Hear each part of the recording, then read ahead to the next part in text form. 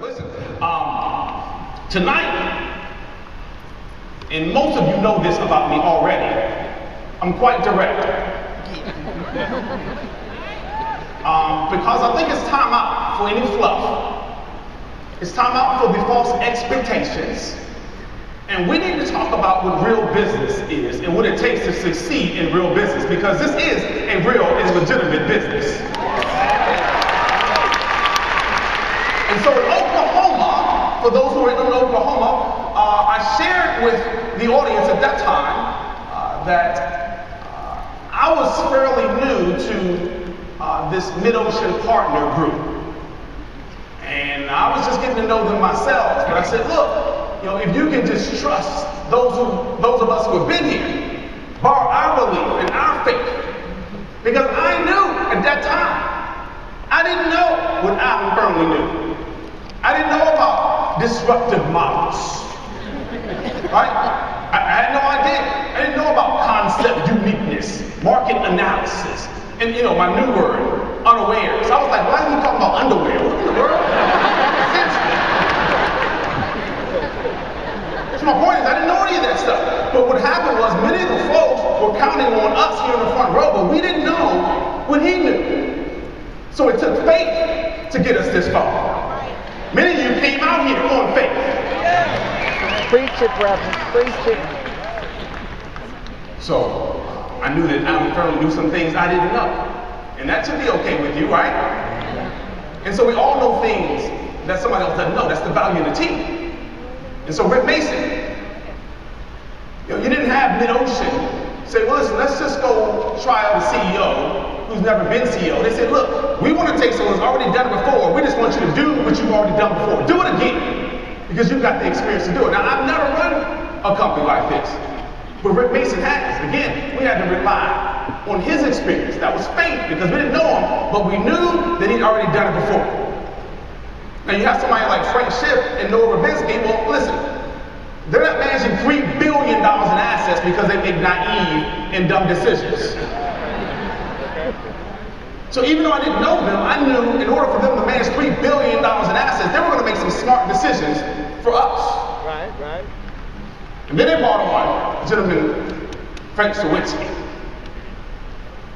former president of Dun & Bradstreet. Yeah. This is important to understand, because some of us are going to have that cousin sitting on the couch in his underwear. Right. I'm sorry, who's in underwear.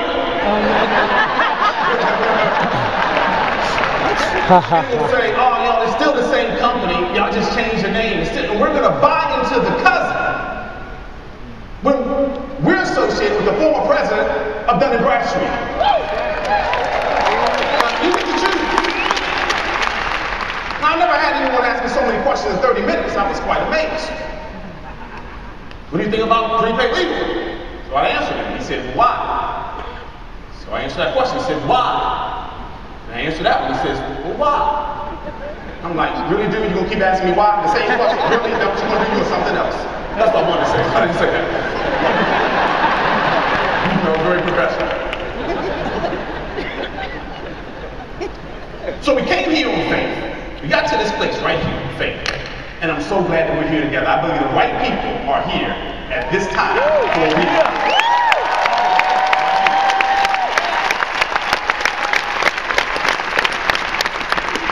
Now, here's what I don't want to see happen. Now, I feel like I have to say this, even though it's been said a few times already this weekend.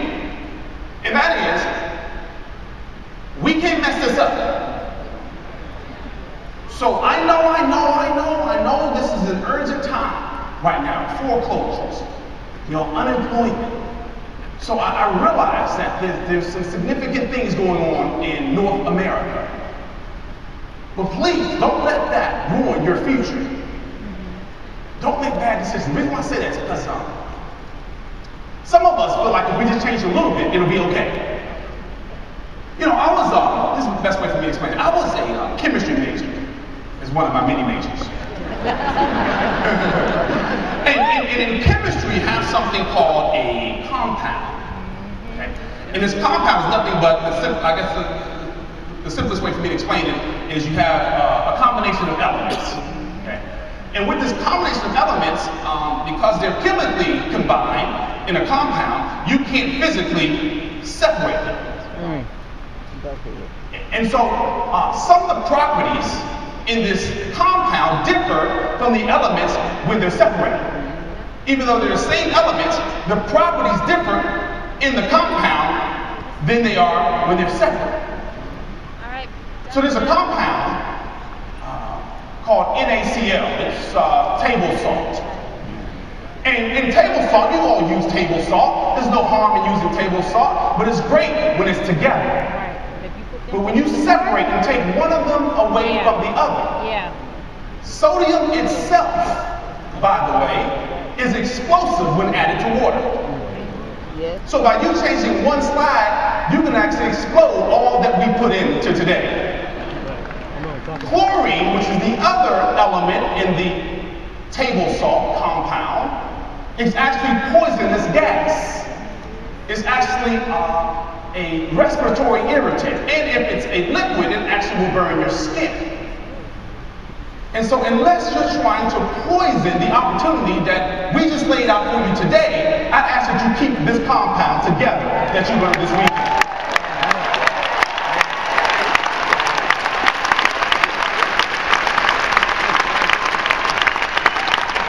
So what I'm saying is that sometimes we change little things. We've got folks that say, look, I know best. And we just heard earlier that we're going to progressively move forward. That means little by little, every month it'll be Christmas time again for us, and we'll come up with something new. And that'll be good, right? We'll continue to grow into this. And that's what we want. Even though I know, again, we have a sense of urgency, but guess what? We can start making money with what we have right now. Am I right about this? Yeah. All right, so I'm actually going to start my training now. Is that okay? Oh, that was a little bit extra. All right, so here's the deal.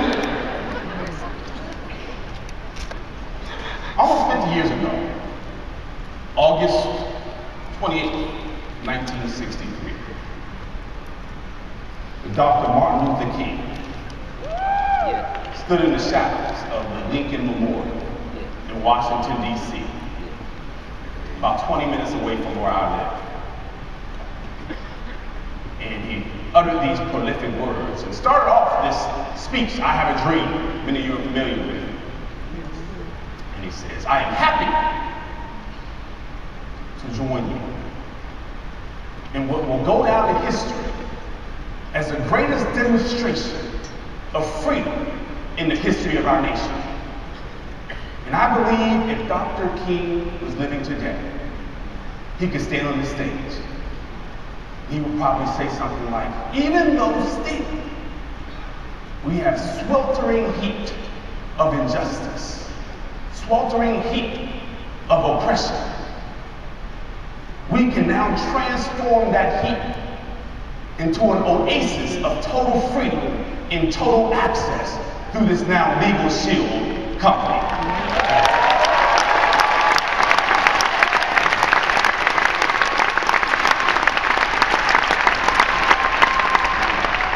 And so we have an opportunity to make change here. This is bigger than what I think a lot of folks think.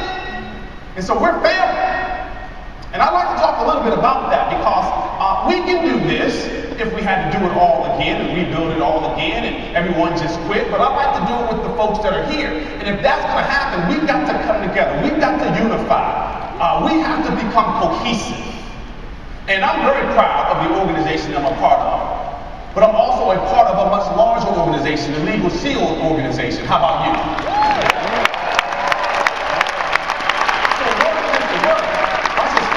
in order for this to work, we have to make sure that we practice a few things that families have to practice.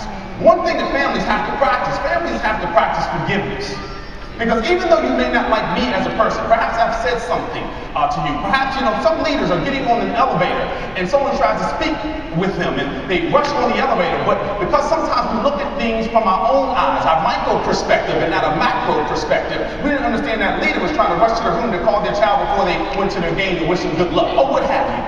And so now that person doesn't like the leader. All I'm saying is like, look, with all these folks there are going to be some personality conflicts. You know, I said I'll talk directly. There will be some conflicts. Everybody won't become best friends, but with forgiveness, you still can hear the message, because it'd be a shame for you not to like the speaker and miss the message. How do you explain to your grandchildren that, you know, I missed the message that would have saved our generations, but I didn't like the speaker? I would never say that to my great-grandchildren, the generations to come. So forgiveness is a piece.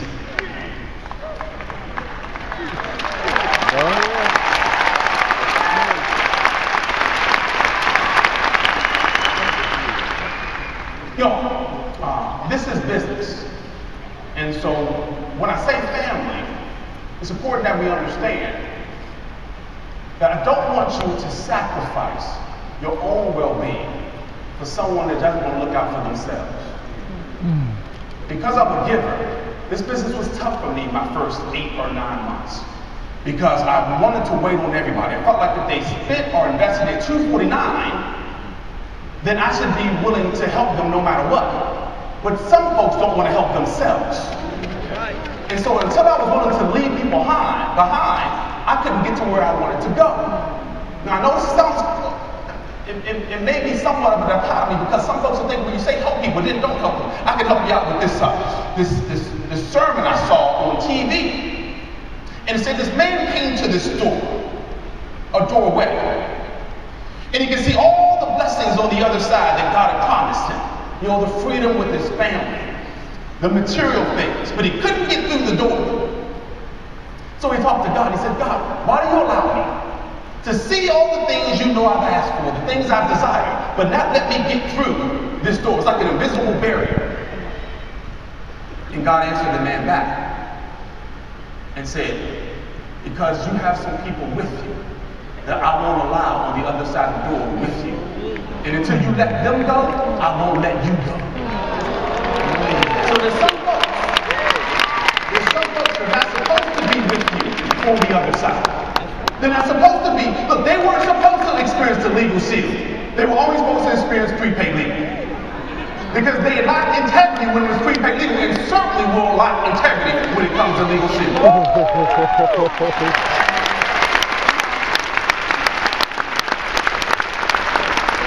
And so we make no apologies, you know. And so in this family piece, it's important that we have the servant's heart. The servant's heart means that you're willing to help out someone. That's all. Willing to help out someone. Willing to give. Willing to serve without anything in return. And so we have to be willing when folks come to our weekly presentations, because we're going to pack the weekly presentations this week coming up. Am I right about that? And so it comes from our enthusiasm, obviously, so we're excited. We have to invite people out, so we're going to pack these weekly presentations. But what's going to happen is that a lot of folks will show up at your weekly presentation that aren't normally at your weekly presentation because they were invited from somebody else who's long distance. And what I mean by family is that with integrity, we don't say to that person, well, listen, I'm so glad you made it out. Who invited you? Oh, they're all the way on the other coast? Well, since you're here with us, it's easier to work with us than it is to work with them. That lacks integrity. We as Legal Shield family, what we do is we help out everybody, no matter where they came from and who they came from.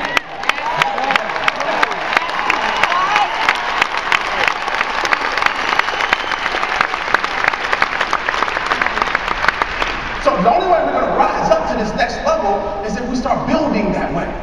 Because what folks are going to say is, oh my gosh, you mean I can get support in this marketplace and I don't even have a sponsor here? Now, the great thing is that with the new online first step and the getting started right process, you can actually send someone that night once they get home right online, and they can still learn how to get started the right way even though they're 200 miles away. So it's a great system that we have in place, okay? Look, let me do this, because if I don't watch myself, I will never get to my notes here, and I do have a couple of things I'd like to share.